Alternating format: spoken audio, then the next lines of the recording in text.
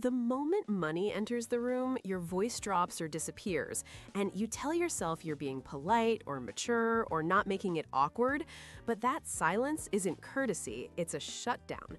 Because your nervous system learned early that money talk is where people get judged, measured, and sorted. And once that switch flips, your body chooses invisibility over exposure before your mind even forms a thought. And that reaction feels instant, because it is, because long before you learned numbers or salaries, you learned what happened to people who spoke too freely about money, how quickly warmth could turn into evaluation, and how fast a room could decide who was impressive and who was embarrassing. And your system recorded that not as a lesson, but as a threat response. So now, when money shows up, your body doesn't ask what to say, it asks how to stay safe. And safety in that moment looks like quiet, looks like smaller, looks like letting the conversation pass over you like weather. Because pressure has already started building inside you, and pressure is never random. It's a signal that something old is being touched.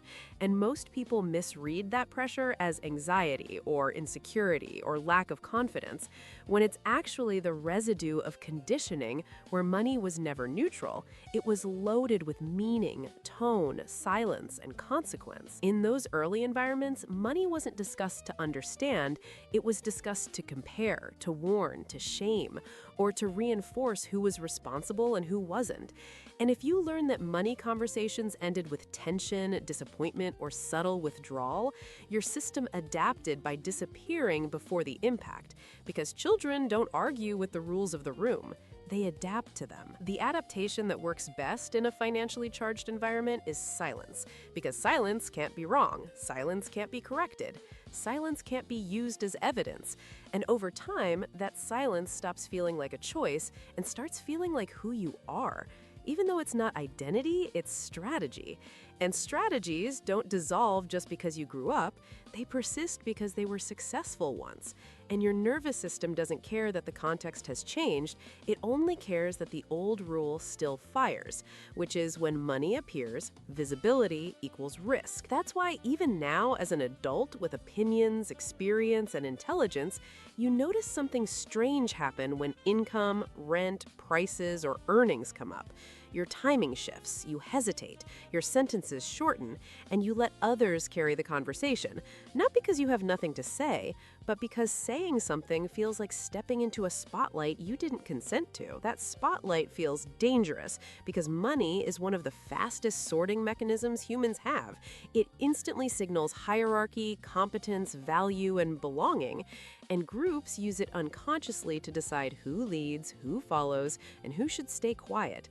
And your system knows that, even if your mind pretends not to. Here's the part most people miss. Your silence isn't about not wanting to brag or not wanting to be rude. It's about avoiding reclassification. Because once money's on the table, the group dynamic tightens and positions shift.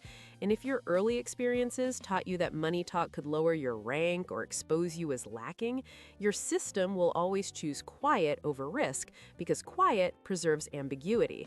And ambiguity feels safer than being measured and found wanting. Loss aversion quietly takes control here because saying something about money risks losing status, losing approval, losing belonging.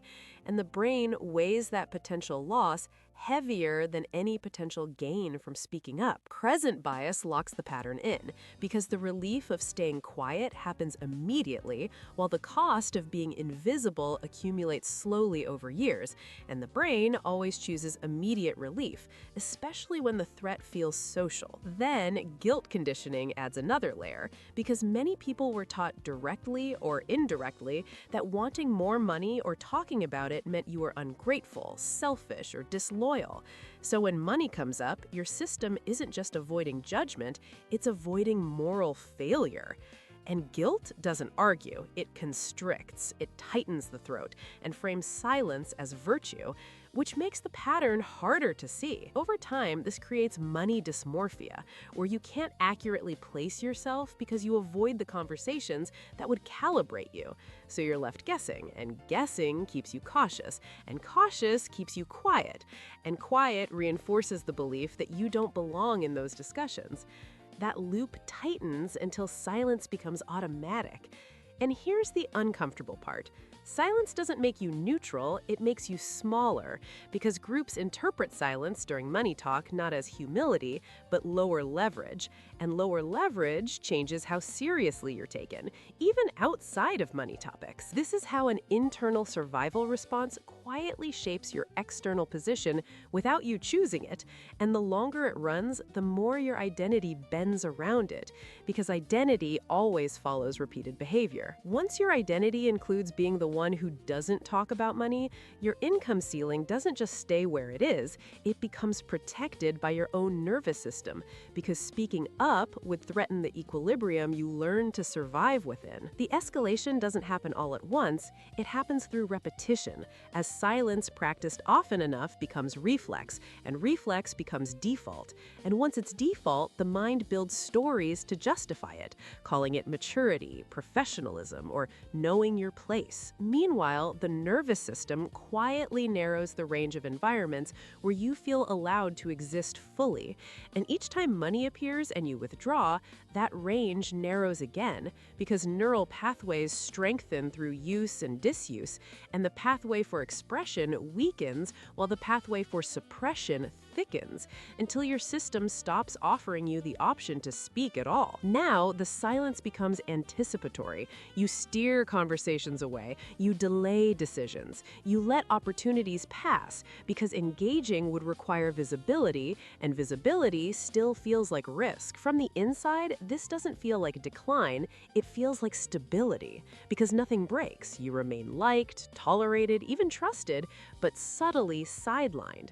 And sidelining is easier to live with than rejection, so the system accepts it as the price of safety, even as the ceiling lowers inch by inch, year by year. And this is where the frame tightens, because once you see that going silent isn't absence but action, not neutrality but a contract you never consciously signed, a contract that trades long-term position for short-term safety and keeps renewing itself every time money appears, the question stops being why you go quiet and becomes something harder to sit with, which is, if silence was the price of belonging when you had less, what is that same silence quietly taking from you now that the stakes are higher? And who exactly are you still protecting when your voice disappears the moment money enters the room?